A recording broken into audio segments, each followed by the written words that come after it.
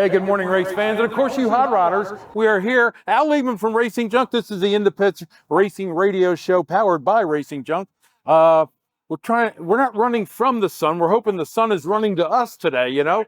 34 years of doing this, Al. What's your impressions of this show? Well, this is my third year. First year I was here, the weather was like this, a little bit colder, rainier. Yep. We had 3 days or, setup day, and the other 2 days of perfect weather, perfect car people weather. The place was packed. We knew we were going to get some rain today. Looking out over to the north and to the south, it looks like it's clearing up. So people are coming in, cars are coming in. Don't go anywhere. We have a car show. Tell you, we were fortunate enough with Al's intercession and In the Pits being a broadcast media partner to the Run to the Sun to bring in, for the first time ever at this show, Gasoline Alley. Basically, we are full of race cars here, all varieties, all vintages and everything else. Jim Hurtubise Indy car, 1914 ZINN car, dragsters. Bill Rhine's here with a bunch of NASCAR, original NASCAR cars, and we're happy to bring this to you today. But you know what's very unique about this? There's 3,300 hot rods, muscle cars, street rods, trucks on 46 acres. Yep. Downtown Myrtle Beach. 2 blocks on the beach. Yep. The beach is right there. Yeah, it's just, it was just such a good mix. Yeah.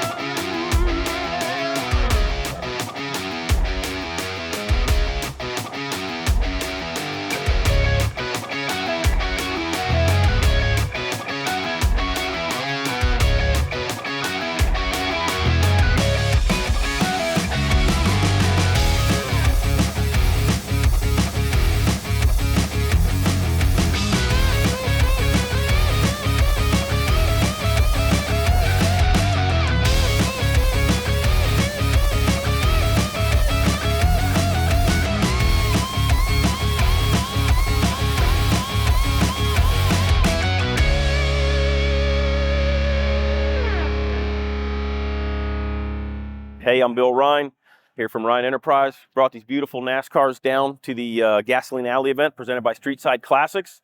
Got a call from Al from Racing Junk a couple months ago, said, hey, you've got to come to this car show in Myrtle Beach. He said it's unbelievable and it's insane, and we didn't believe him at first till we got here. And it is, if you've never been to Run to the Sun in Myrtle Beach, you are missing out on one of the coolest car shows we've ever been to.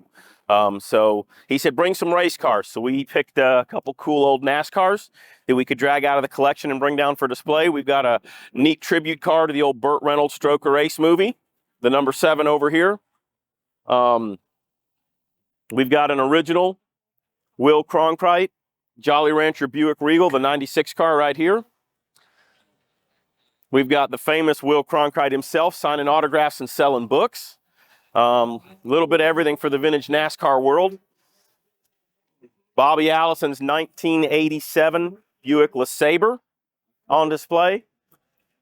And down here on this end, we have the number 3 1986 Wrangler Monte Carlo driven by Dale Earnhardt. It's a fantastic show. Really great group of people to be a part of. There's a little bit of everything here. Drag racers, hot rods, vintage Indy cars. I mean, everything is here in this parking lot. Everything. So if you're not here, get here. If you miss it, make sure you come next year. And it's a great show and a great event. Good morning. My name's Will Cronkite. I'm happy to be here in Myrtle Beach, South Carolina at the Run to the Sun show. Larry O'Donnell and Al Liebman have done an outstanding job inviting the stock cars here this year, and I'm impressed and pleased that they gave me an opportunity to be part of that display. And one of the reasons that I think I'm here is I'm selling books, and it involves about my 26-year history in NASCAR. It started out with Rookie Rudd. I was a crew chief. He won Rookie of the Year in '78. Dale and I got started in stock car racing at the World 600 in Charlotte, North Carolina.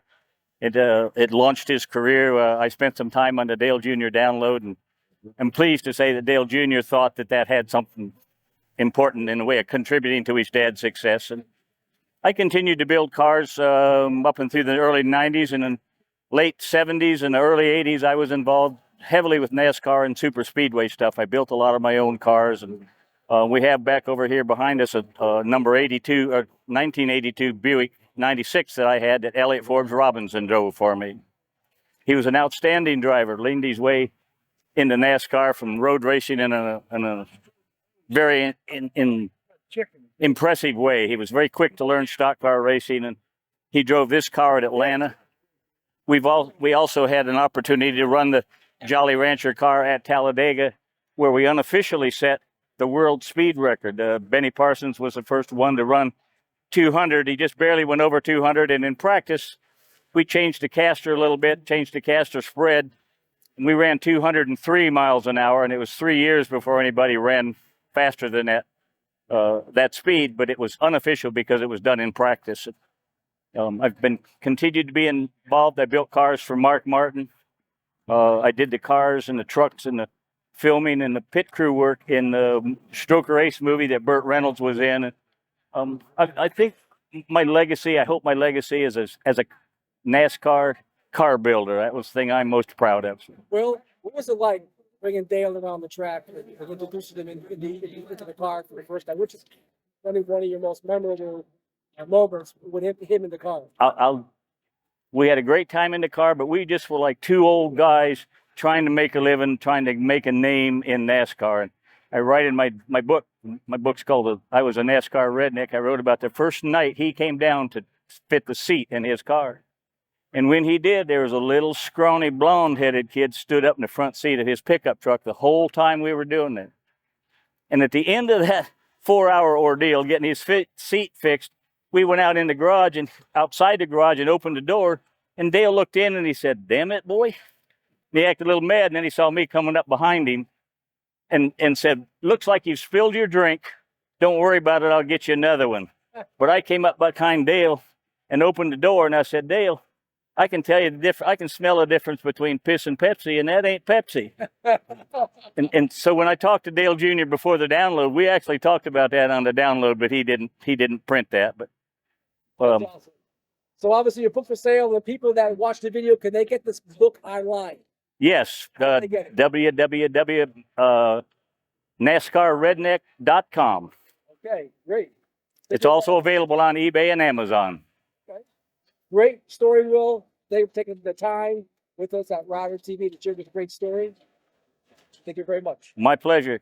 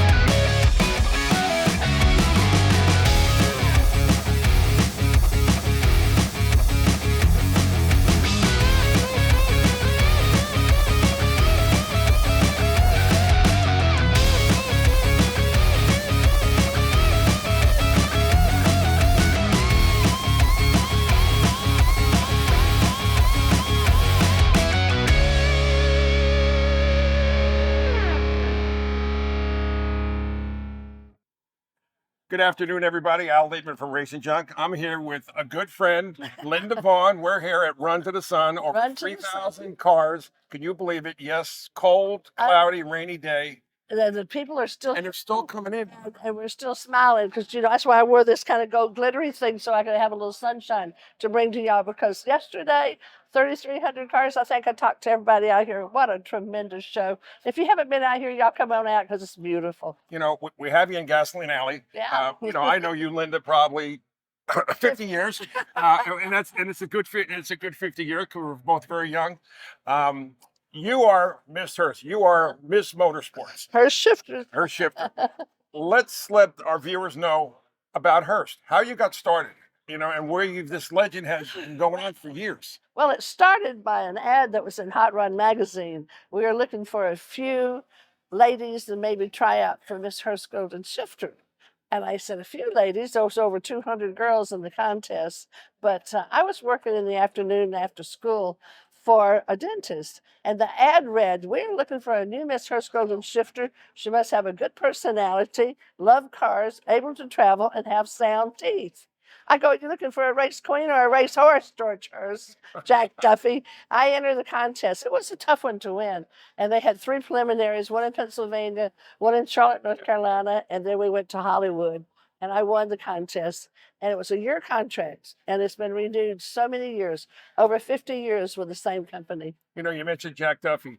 He was the institute, the name of Hurst. And Jack was such a great guy because I met Jack around drag racing. I was in funny cars. And again, I was living back east. So when I met Jack, being from those guys from Pennsylvania, we've been pretty good, close. Oh, he loved you and what you did. What you done for drag racing, the funny cars. I'd always see Al. Hey, Al, what's happening? I absolutely love what I do because it's a family affair. Yes. And drag racing, I think, brought together more of the families than anyone close. But I grew up in NASCAR. That's My correct. first Miss Atlanta Raceway, I grew up in NASCAR, in the Pure Company. Georgia, right? Yeah, I'm from Dalton, Georgia, home of Marla Maples and Deborah Norvell and Linda Vaughn. Okay. I still let everybody know I'm a Georgia girl. I live in Southern California, but I still call home Dalton, Georgia.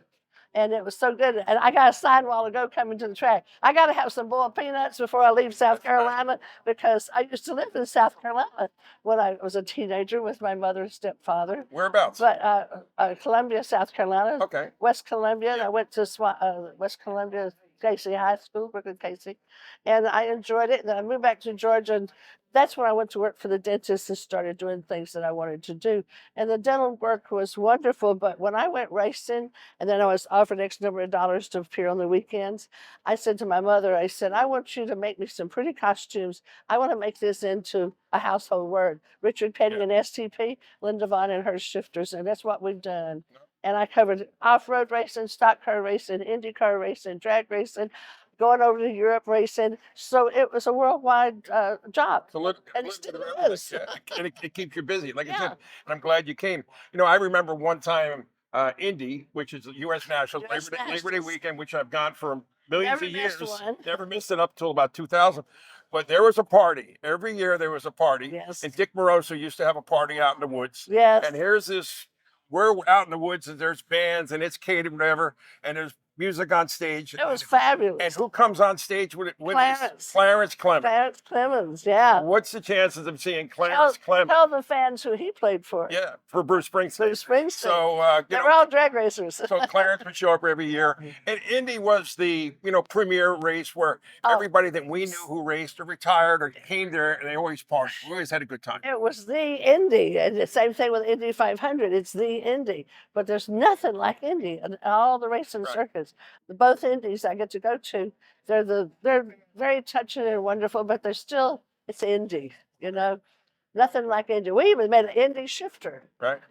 Jack Duffy and to sell to the people that couldn't afford the competition places. We came out with something affordable that you could buy through Pep Boys. That was the Indy shifter. So I got to tour all over the East and sell those shifters too, but mainly the race proven shifters. And still today, I was talking to a lady when y'all come over there a while ago. She's got a 68 Camaro and she's needing her shifter for it. So I told her who to contact to get the original old stock. But back to basics, yeah. We want to still build a love affair. It has no age limit. It's like music. Right, There's exactly. no age limit to this sport. Yep. Thank God, I just turned 80. 80, I can't Yeah. And you're always on the go because 2 weeks ago, you were in Daytona with Darrell Gwynn, who got invited in The Motorsports Hall of Fame. That's Yeah, correct. Yeah, Yep. Stroker Ace. yeah. Stroker Ace. You saw the car that's over there, Yes. the tribute car. Tribute car. Burt Reynolds and I were dear friends. A lot of people thought we were. I never dated him. He was my friend, and he represented the South very well. He loved football. I love football. But Hal Needham got us together. And when I did the stunts, and Hal Needham was responsible, and they really wanted all of us to be in the movie Stroke Race. And I was in the book. So Tim Richmond, a lot of great racers, Earnhardt. We had a lot of fun being and filming the movie, but overall it was fun working with Burt Reynolds. We stayed friends up until last year when he passed away. He and I had done Barrett Jackson together, and they asked him, would you take your hat off for anybody? And here he had on a cowboy hat, and he goes, I will for Linda Vaughn. We were great friends.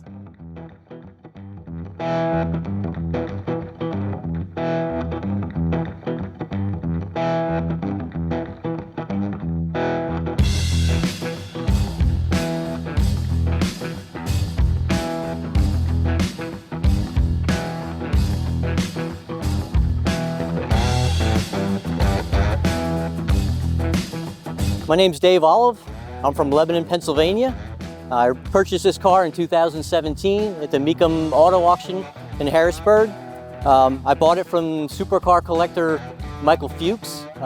He contacted me 2 weeks later, had more parts to the car, had all the road course parts, Mark Martin's seat, other things. They were very nice to me. He showed me the supercar collection. I owe the whole thing, really, an experience of the car to him. Mark Martin has contacted us through my sons, through Instagram, knows I have the car. I would like to meet up with Mark at some point. 6-7 months they've been after me, so I wanted to bring it down so they could see the car personally. The number 6 car was Mark Martin's car in the IROC series. This car is actually chassis 41. He drove this in Daytona 06. He had a skirmish with Sam Hornish Jr. The car was in an accident. He started first, ended up ending the race in 12th position. What's under the hood? Has a 358 Chevy small block. It's 358, a little under 500 horsepower.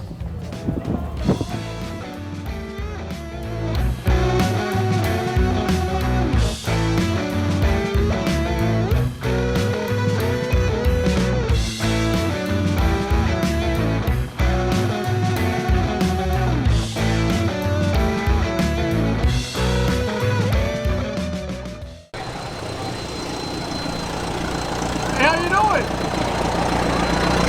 We got a little behind the scenes for today. Tell us a little about your YouTube channel. Oh, hey everybody, it's Rana from Rana's Radar. I'm filming as I speak.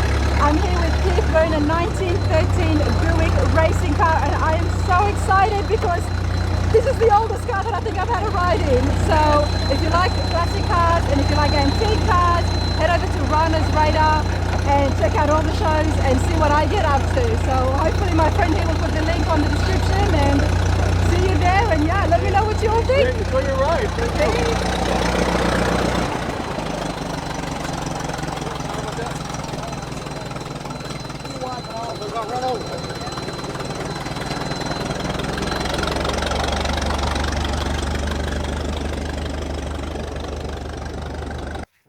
My name is Keith Maker. I'm from Paterson, New Jersey, and this is some of my cars that I have. This one here is a 1913 Buick. The interesting part about this car is the first ever race held at Hohokus Speedway in New Jersey, it won. So it's one of the original race cars from the teens, which is only about 75 cars from the teens. This car was found in a garage in New Jersey, and it was restored in 1974. The fellow that restored it located the original owner from 1913, and at 82 years old, he helped with the restoration of the car, proving that it's 100% authentic. And it still runs to this day. I was driving it around yesterday, and maybe we'll take it for a ride later on today. I believe it's a 28 horsepower. It's the original 1913 Buick engine. The modifications to it for racing was a better magneto and a Zenith carburetor.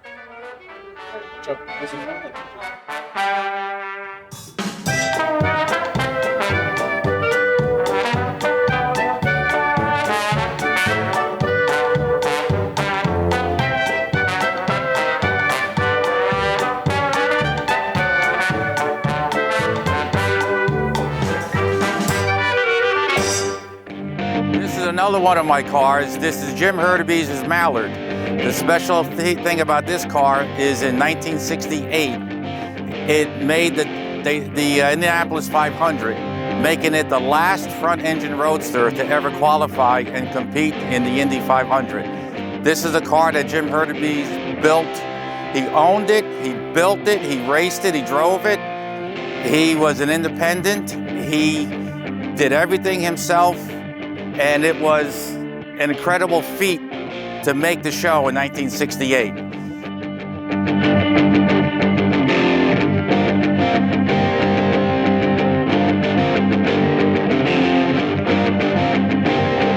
In 1968, he also was invited to Daytona International Speedway to set the closed course record. This car went over 191 miles an hour on the Daytona Speedway in 1968.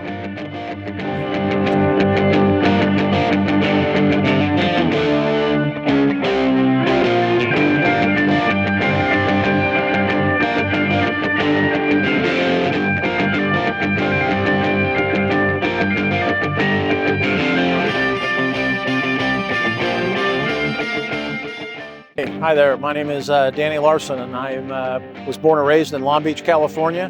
I'm here with a car that raced back in the day when I was growing up at Lyons Drag Strip. Started going to the drag races at 11 years old.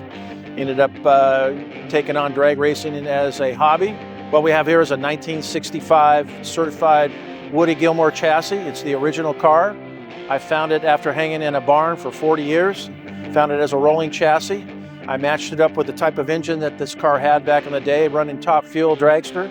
It's a small block Chevy 350 running on nitromethane. This car was quite a pounder back at Lyons Drag Strip. So I've retired to North Carolina. I brought the car with me, trying to keep the history alive about drag racing and the early days of history, how it's progressed, how it's gotten to where it is now, but keeping alive the history of where these guys drove front motor race cars. So.